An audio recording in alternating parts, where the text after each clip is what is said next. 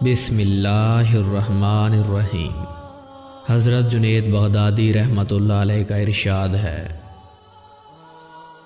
ہم نے تصوف فلاں کے کہنے اور فلاں کے کہنے سے نہیں اپنایا، بلکہ بھوک، دنیا سے کنارہ کشی اور آسائشوں کے ٹوٹ جانے سے تصوف کو حاصل کیا ہے۔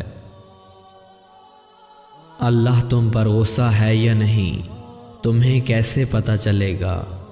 انسان پر اللہ کے غضب و غصے کی نشانیوں میں سے ایک نشانی یہ ہے کہ اللہ تمہیں فضول کاموں میں مشغول کر دیتا ہے جس سے تمہیں کوئی فائدہ نہیں ہوتا۔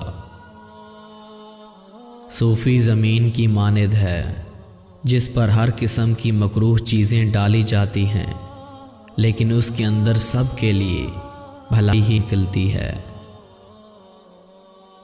حضرت جنید بغدادی نے ولی اللہ کی تعریف یوں کی ہے کہ ولی وہ ہے جو آپ کے راز کی بات کرتا ہے حالانکہ آپ خاموش ہوں۔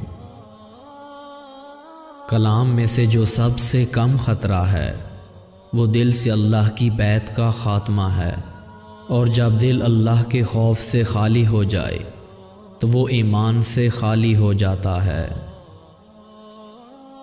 تصوف کا مطلب یہ ہے کہ تم اللہ کے ساتھ بغیر کسی تعلق کے رہو۔